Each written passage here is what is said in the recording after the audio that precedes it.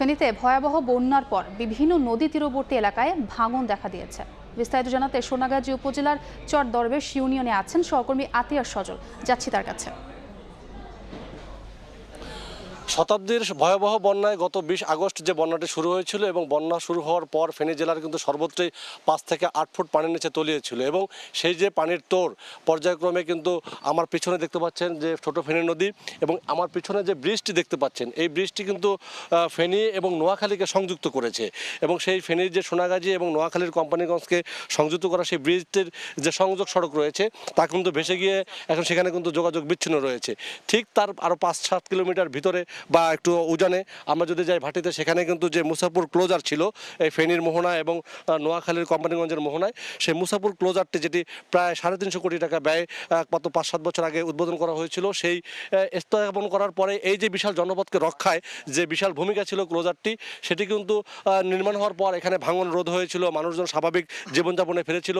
কিন্তু এই 26 তারিখের পানির তোড়ে কিন্তু সেই ক্লোজারটি পুরো সাগরের বিলীন হয়ে যায়, যার কারণে কিন্তু এখন এই যে ফেনী ছোট নদী সেখানে কিন্তু এখন জোয়ার ভাটায় প্রতিনিয়ত শত শত বাড়িঘর ভাঙছে।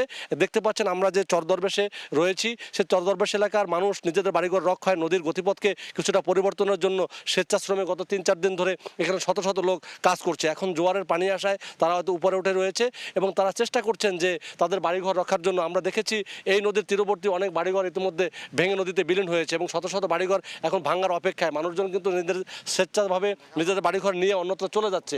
সব মিলে কিন্তু আমরা দেখছেন যে একজনের সাথে কথা বলার চেষ্টা করবো যে আপনারা এখানে কি করছেন, মূলত এই ভাঙ্গা থেকে রক্ষার উপায়টা কি? এই ভাঙ্গা থেকে রক্ষা করার জন্য আমরা এখানে একটা বাঁধ নির্মাণের চেষ্টা করতেছি এই অঞ্চলের মানুষ স্বেচ্ছাশ্রমের মাধ্যমে।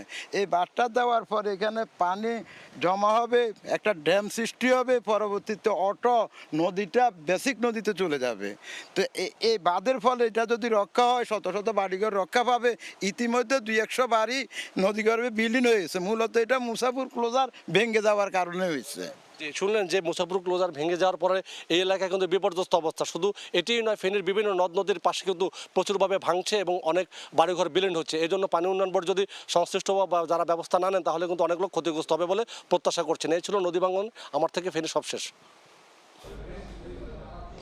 সরাসরি যুক্ত ছিলাম ফেনীতে।